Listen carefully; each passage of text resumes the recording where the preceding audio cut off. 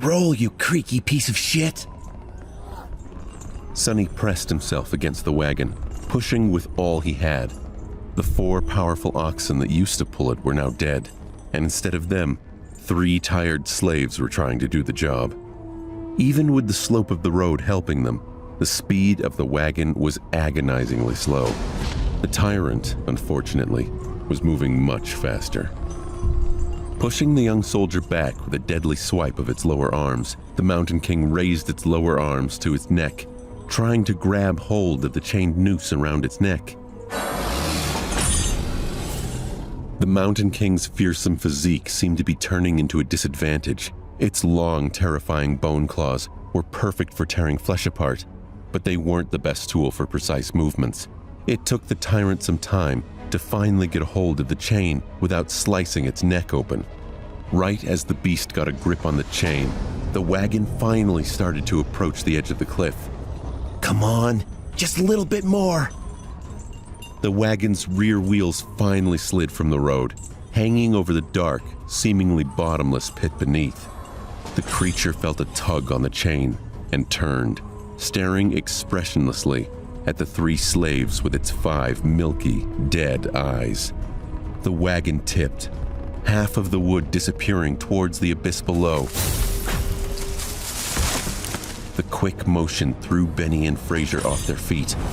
Then, the wagon froze, balanced precariously on its middle axis. Sonny was the only one left standing. He cast a last glance at the towering monster and then slammed his shoulder into the front of the wagon.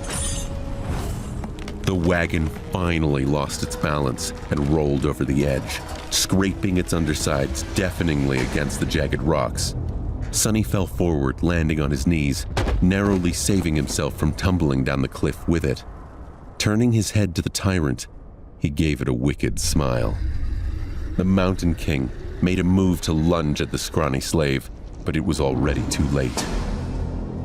A moment later, the chain on his neck drew tight, and he was yanked back with tremendous force, flying over the edge of the cliff like a rag doll. The creature fell into the darkness silently, as though refusing to believe that it had been defeated by a tiny human. Die, you giant bastard, Sonny thought.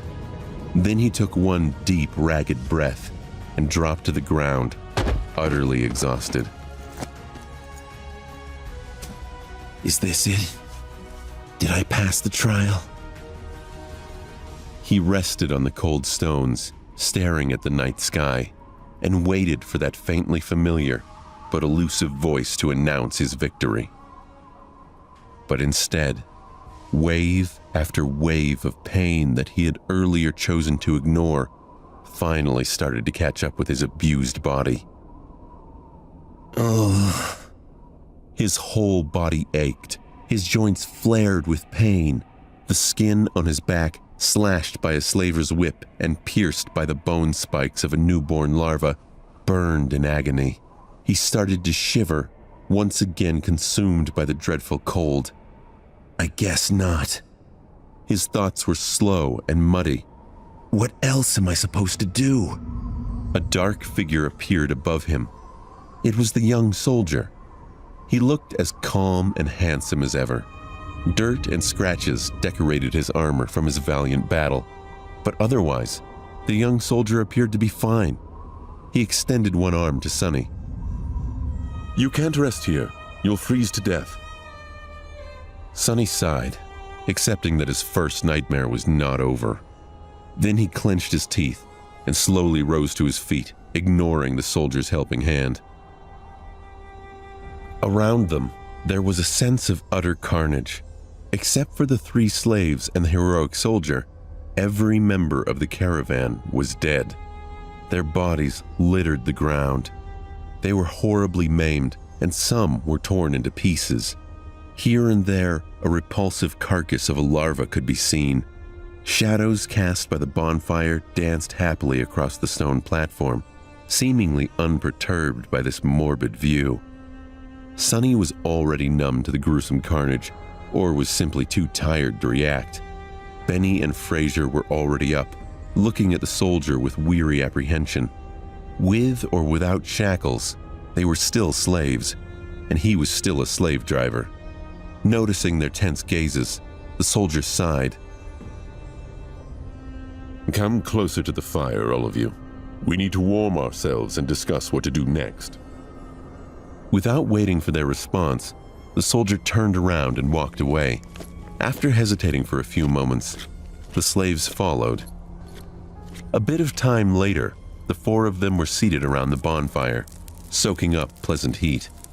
Benny and Fraser were close to each other, maintaining a safe distance from the soldier. Sonny sat apart from everyone, not because he had a specific reason to distrust one more than the others, but simply because he didn't know how to interact with people in general. Growing up, Sonny was always a misfit. It's not that he had never tried to become close with someone. It's just that he seemed to lack the ability. It was as if there was an invisible wall between him and the rest of the world. If he had to put it in words, Sonny would say that he was born without a small but important gear in his brain that everyone else seemed to possess. As a result, he was often baffled and stumped by human behavior, and his attempts to imitate it, however diligent, inevitably fell flat. This strangeness made others uncomfortable. He has always been a bit different, and if there was one thing people hated, it was those different from them. Over time, Sonny simply learned to avoid getting too close to anyone and settled comfortably into his outcast role.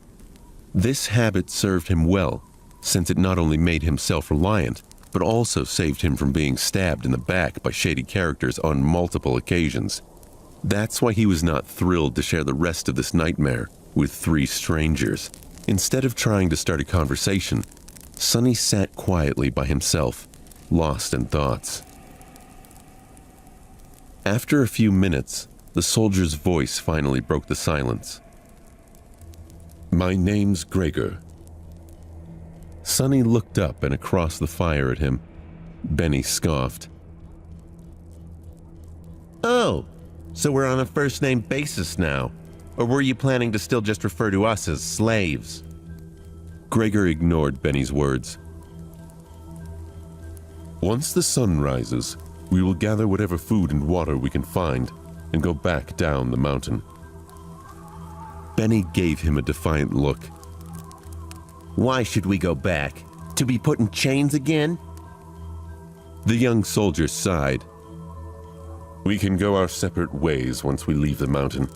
But until then, I'm still responsible for your lives. We can't continue up the road since the way over the mountain pass is long and arduous. Without the supplies that were stored on the wagon, your chances of making it are not high. That's why going back is our best hope. Fraser opened his mouth, planning to say something, but then thought better of it and remained silent. Benny cursed, but was seemingly convinced by Gregor's rational words. We can't go down. Benny barked a laugh and glanced at the soldier. Don't listen to him, your lordship. This boy is, touched by the gods. He's crazy, is what I'm trying to say. Gregor frowned, looking at the slaves. The two of you are only alive thanks to this child's bravery. Aren't you ashamed to badmouth him so? Benny shrugged, showing that he wasn't ashamed in the least. The young soldier shook his head. I, for one, would like to hear his reasoning. Tell me, why can't we go down? Sonny shifted, uncomfortable in the center of everyone's attention. Because the monster isn't dead.